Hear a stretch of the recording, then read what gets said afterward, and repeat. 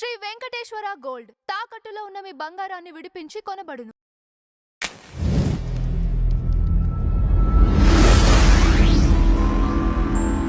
నమస్కారం జయకుమార్ గారు. నమస్తే అండి. సముద్రాలు గారు రాసినటువంటి కుడి ఎడమైతే పొరపాటు లేదే పాటకి ఆత్రేయ గారు ఏదో రియాక్షన్ ఇచ్చారంటే ఏంటండి అది? రియాక్షన్ అంటే బట్ యాక్చువల్గా కుడి ఎడమైతే పొరపాటు లేదో అని సీనియర్ సముద్రాలు గారు రాశారండి. సో ఆ పాట రికార్డింగ్ అవుతుంది. రికార్డింగ్ అవుతుంటే ఘంటసాల గారు పాడుతున్నారు, సుబ్బరామన్ గారు మ్యూజిక్. మీకు తెలుసా లేదో, సుబ్బరామన్ గారి దగ్గర ఘంటసాల గారు అసిస్టెంట్గా పనిచేశాడు. ఓకే, పనిచేశాడు. పనిచేస్తూనే తర్వాత పాటలు పాడుతూ ఉంటే ఆయన పాటలు బాగా ఎంకరేజ్ చేశాడు. సో ఘంటసాల గారు పాట పాడుతున్నారు. అప్పుడు సాంగ్ రికార్డింగ్కి సాంగ్ రాసినటువంటి రచయిత కూడా వచ్చేవాడు. అయితే సీనియర్ సముద్రాల గారు లేటుగా వచ్చాడు. లేటుగా వచ్చేసరికి ఘంటసాల గారు ఆల్రెడీ పాడుతున్నాడు. ఏమని పాడుతున్నాడు? కుడియడమైతే పొరపాటు లేదే ఓడిపోలేదని పాడుతున్నాడు. వీళ్ళకి చిన్న షాక్. సీనియర్ సముద్రాలకి ఏంటి, నేను కుడి ఎడమైతే పొరపాటు లేదో అని రాశాను, ఈ కుడి ఎడమైతే పొరపాటు లేదని పాడుతున్నాడు ఏంటి అని అనుకున్నాడు. కుడి ఎడమైతే అంటే దేవదాసు పార్వతి కూడి ఎడమైతే విడిపోతే పొరపాటు లేదు, అది ఓడిపోవటం కాదు అనే ఉద్దేశంతో రాశాను నేను. కుడి ఎడమైతే పొరపాటు లేదు అని పాడేస్తున్నాడు ఘంటసాల గారు అని చెప్పి, సరే రికార్డింగ్ అవుతా ఉంది, ఇప్పుడు నేను వెళ్ళి వేలు పెట్టి అప్పుడు లైవ్ రికార్డింగ్ కదా, అవును, వాళ్ళందరినీ ఆపి, సో ఈ డిస్టర్బెన్స్ అంతా ఎందుకు, అందులో దేవదాస్ సినిమా, దేవదాస్ హీరో ఆడు తాగుబోతూ ఎలా పడితే ఏముందలే నీ కామ్గా ఉన్నాడు ఈయన. పాట రికార్డ్ అయిపోయింది.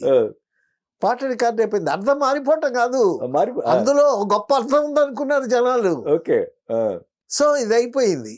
అయిపోయిన తర్వాత ఆ సినిమా రిలీజ్ అయింది. ఆ పాట బ్రహ్మాండంగా మోగుతా ఉంది. ఎందుకో ఆత్రేయ గారు విజయవాడ వెళ్ళారండి.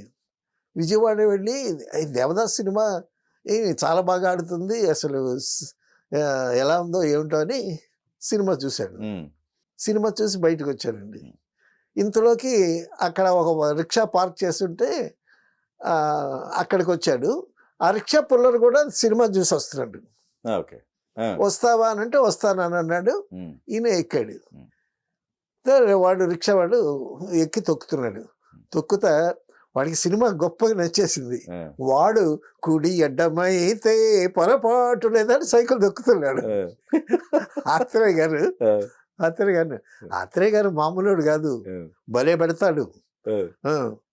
ఏమయ్యా ఏంటి సినిమా అంత బాగా నచ్చిందా నీకు అని అన్నాడు. బ్రహ్మాండంగా నచ్చిందండి, అసలు నాగేశ్వరరావు తాగిపోతే యాక్షన్ అండి, ఎవడు చేస్తాడండి అని అన్నాడు.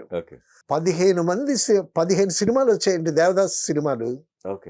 మరాఠీలో కానీ, బెంగాలీలో కానీ, తెలుగులో కానీ, తమిళ్లో కానీ 15 సినిమాల్లో దేవదాసుగా యాక్ట్ చేసిన అక్కినే నాగేశ్వర సినిమాయే బాగుందంట.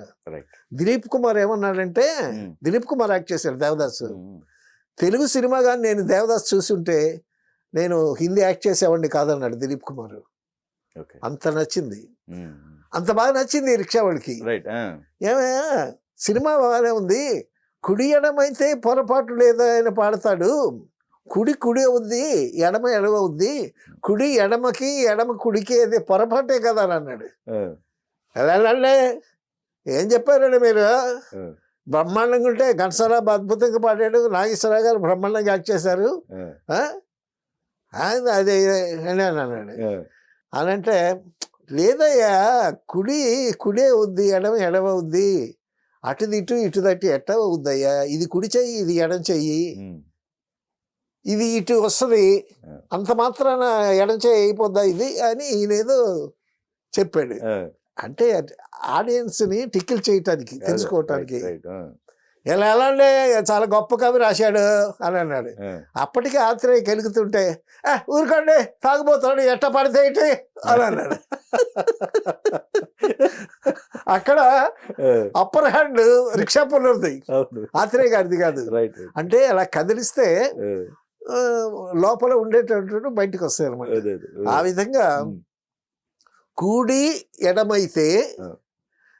దేవదాసు పార్వతి కూడి విడిపోతే విడిపోతే. పొరపాటు లేదో అవును, అవును. అది జీవితంలో ఓటమేం కాదు No. అనే ఉద్దేశంతో రాసింది. ఉమ్, కుడి ఎడమైతే పొరపాటు లేదా అని గొప్ప చాలా పాపులర్ అయిపోయింది. ఉమ్, ఉమ్. సో ఈ విశ్లేషణ ఆ, ఇంతకుముందు ఎవరన్నా ఇచ్చారేమో నాకు ఐడియా లేదు, కానీ ఈ ఇంతకుముందు కూడా ఏదో ఛానల్లో నేను చెప్పా. ఉమ్, ఈ అది దానికి ఇది చాలా కొత్త విషయం చెప్పారు అన్నట్టు ఫీల్ అయ్యారు యాంకర్ కూడా. ఓకే. ఆ. ఉమ్. సో ఆ విధంగా ఆత్రేయ గారు ఆ విధంగా రియాక్ట్ అయ్యారు ఆ పాట మీద. ఎందుకంటే ఆత్రేయ గారు కూడా కానీ మామూలు మనకి ఎప్పుడు కూడా అండి ఉమ్, ఈ పాటనే కాదు, ఆ, చాలా పాటలు కూడా అవును అర్థాలు మారుతా ఉంటాయి. మారుతా ఉంటాయి. ఇప్పుడు పాడే ప్లేస్ లో ఆ. ఎక్కువ శాతం కాదు, ఆ, చాలా రేర్ జరుగుతూ ఉంటాయి. అవును. అలా వాటిలో నాకు గుర్తు రావట్లేదు కానీ వెంటనే ఆ. బట్ ఇలా జరుగుతూనే ఉంటాయి. ఇప్పుడు ఆ, రామ చిలకమ్మ ప్రేమ మొలకమ్మ అని వేటూరు గారు రాశారు. కరెక్ట్ అండి. రామచిలకమ్మ రామ చిలకమ్మ ఉమ్. ప్రేమ మొలకమ్మ అని ఉమ్. రాశాడు. రామ్మ చిలకమ్మ ఉదిత్ నారాయణ ఎట్ట పాడాడు? రమ్మ చిలకమ్మ ఆ. ప్రేమ మొలకమ్మ అని పాడాడు. అవును, పాడాడు కరెక్ట్. పాడాడు. మా యాడ్ చేశాడు, ఏ, ఏ, ఏ, రామకి రామ్మ చేశాడు. రమ్మ చిలకమ్మ అని అన్నాడు. అవును. అనేసరికి వేటి సుందరమూర్తి అంటాడు. ఇంకేమంటాడు? అది ఆ పాట రికార్డ్ చేసి ఉమ్, గుణశేఖర్ నాకు బాగా ఫ్రెండ్, ఆ, ఆ పాట వినిపించాడు. ఆ, ఇది ఎలా ఉందన్నాడు. ఆ, బాగుంది, డిఫరెంట్గా ఉంది, ఉమ్, బాగానే ఉంది. ఏదేది అది ఈ పాట చిరంజీవి గారికి వినిపించారంట. ఉమ్, వినిపిస్తే బాగానే ఉంది కానీ ఏదో మరి నా మీద ఎళ్ళుద్దో లేదో ఏదో చిన్న డౌట్ ఎక్స్ప్రెస్ చేశాడు. ఉమ్, మరొక పాట రికార్డ్ చేశారు, ఉమ్, చేసి అది వినిపించారు. అది వినిపిస్తే దానికన్నా ఇదే బాగుంది అన్నాడు ఆయన చిరంజీవి గారు.